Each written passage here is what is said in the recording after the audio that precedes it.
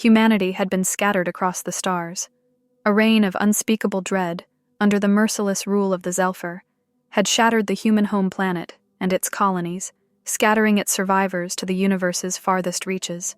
Grandiose ships, once symbols of human innovation and hope, were now filled with refugees, carrying little more than their memories and dwindling supplies.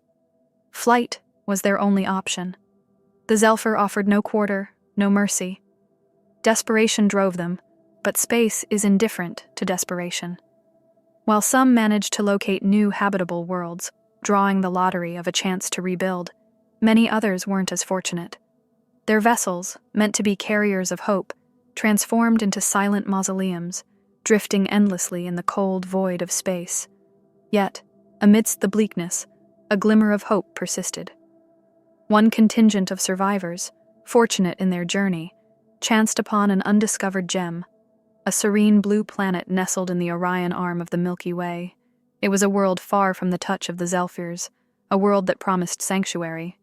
Captain Adam Scott stood pensively on the bridge of the Eden, looking out at the cerulean orb that hung like a tantalizing jewel against the backdrop of the vast galaxy. The swirling white clouds and vast oceans painted a picture of tranquility and hope. For Adam and his crew, the planet represented a fresh start, a chance to mend the wounds of the past and carve out a new future.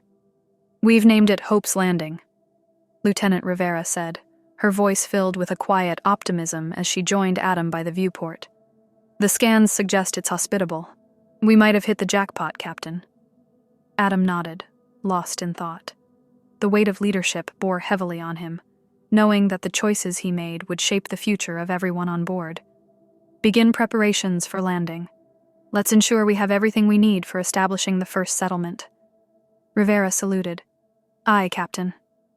As Eden began its descent towards Hope's Landing, its inhabitants gathered, peering out of the viewports, hungry for a glimpse of their new home.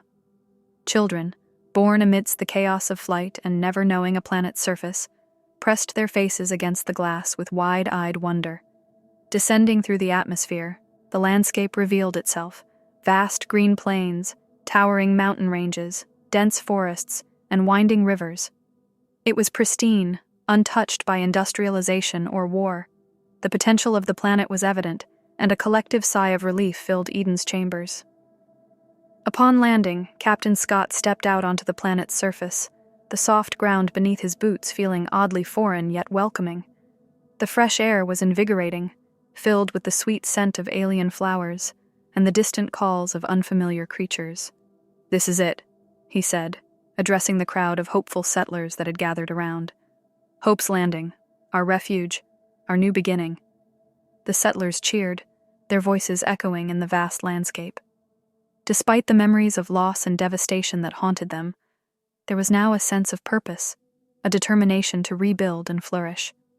As the days turned into weeks, the settlers began constructing their first settlement.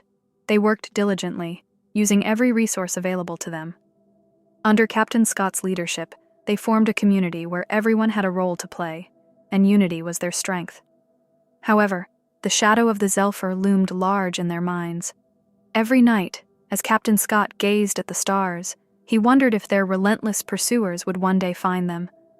But for now, Hope's Landing was a haven, a beacon of human resilience and spirit.